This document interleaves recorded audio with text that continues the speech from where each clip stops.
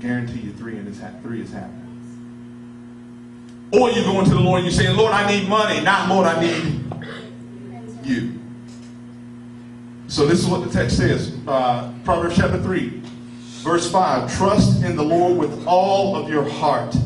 Do not lean on your own understanding. In all your ways acknowledge him, and he will direct your paths. Do not be wise in your own eyes. Worship the Lord and run from evil. It will be health to your stomach, and it will be marrow to your bones. Honor the Lord with your substance and with the first fruits of all that you receive. I have a 14-month-old son. I mean, them little orange sheets, if you got an orange sheet, you kind of got the message. So I'm not going to go through the orange sheet. That's for you to take home and do what I talked about 5 minutes ago. Just really wrestle with the text and wrestle with God is telling you. You can write notes on the back of it, you know, not notes to each other, but notes concerning what God is telling you. We have a 14-month-old son at home. He just started walking about 3 or 4 months ago. And if you've ever seen a child when they first begin walking, they walk like orangutans. All through the house. He can say a few words, and as I watch my son, God uses my son to convict my life. My assistant director also has a child that is 2 weeks younger than my son, and he used him too. Let me give y'all 2 illustrations that the Lord has used to break my heart.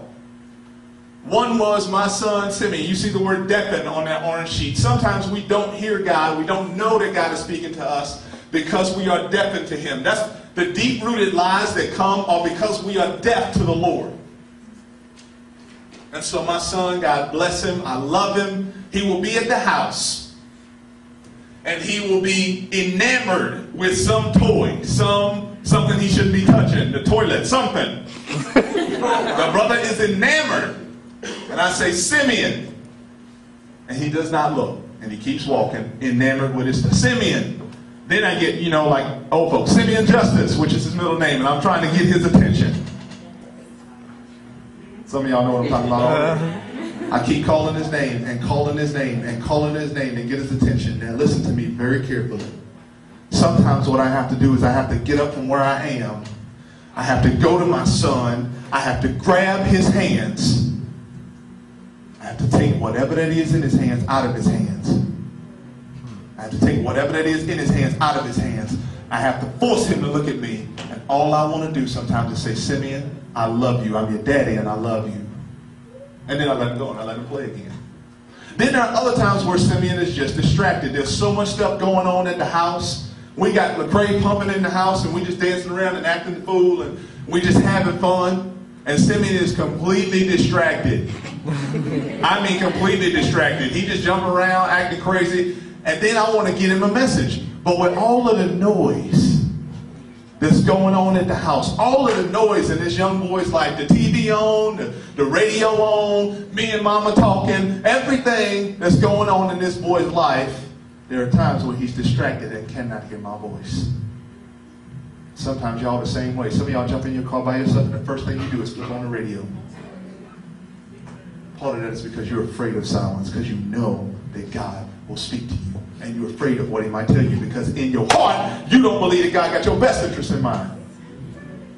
And you are scared to death to hear from him. Then there are other times, y'all,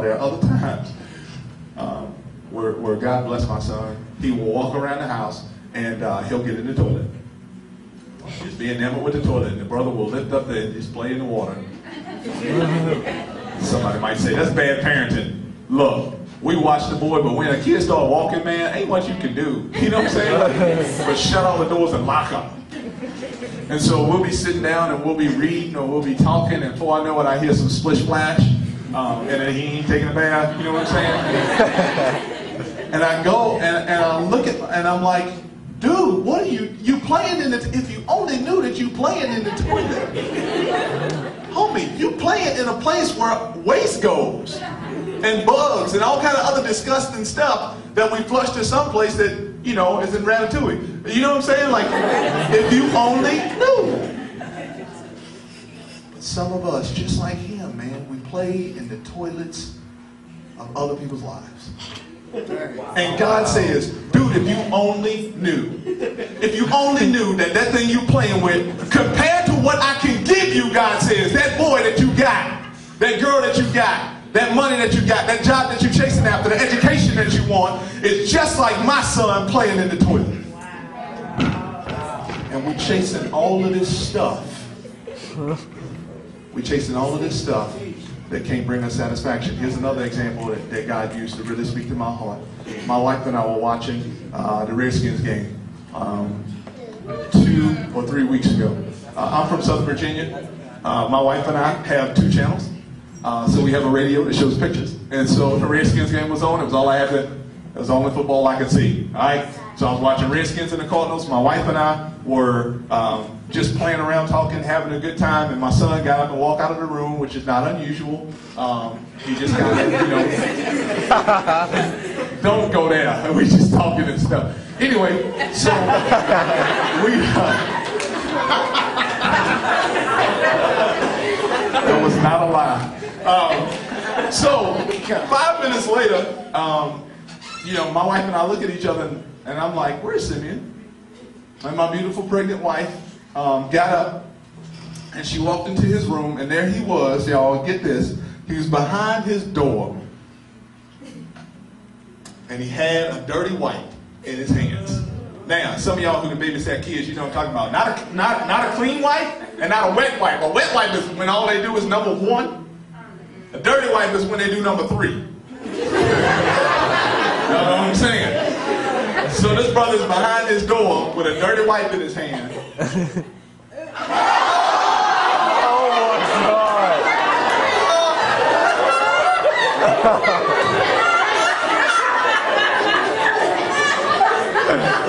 Oh my God! And for all y'all who say that's nasty, I want you to ask God to show you in your own life where you wiping a dirty spiritual wipe all over your face. Because that's what God showed me. It's easy to sit up here and say, oh, that's nasty, you wiping doo-doo all over your face. But you know and I know that some of y'all after this thing are going to go wipe doo-doo and it's written all over your face. Some of y'all know that that's the case and you scared to death right now. Your heart is about to beat out of your chest and you like, who told you about me? Let me tell you something. Let me tell you something. That's the way that I feel when I chase anything more than I chase the Lord. And if your heart don't feel like that when you chase anything more than the Lord, perhaps you ain't never chased the Lord to begin with. Wow. You need to understand something, man. When you know Jesus, your life changes. Yes. And it's not like, what? It's not a fabricated change. It's not a change that you can make happen. It's a change that God brings into your life and into your heart. I was playing basketball. There's a girl in here who has a boyfriend who works up there where I work, and he and I were playing basketball. And he and I, as we were playing basketball, we were getting ready to walk off the court, and my wife was there with our son, and my assistant director was there with his son, and this was awesome. After the week that I had being frustrated with just not seeing results and not necessarily knowing what God was doing because I was not listening to what my father had to say because I was too distracted and deaf into his voice with all this other junk that cannot satisfy me. And this is what happened, and it blew my mind. Josiah is the boy's name. And Josiah wanted to follow my wife and I and this young man I was playing basketball with and my son. He wanted to follow us, and so he started following us because he and my son had been playing with these tennis balls, and he wanted to follow us. So he started following us. Now, this basketball court is not extremely big, but it's not small either. And so his dad was sitting right at the free throw line, and he started following us. My house is probably maybe 300 yards from the basketball court. And so I had walked about 25 to 50 yards. And Josiah was still behind us. And y'all, let me tell you something. This was so unbelievable. His dad said, we turned around. My wife said, Josiah, no, you need to go back and you need to get with your dad. You need to get with your dad. You're getting too far away from your father.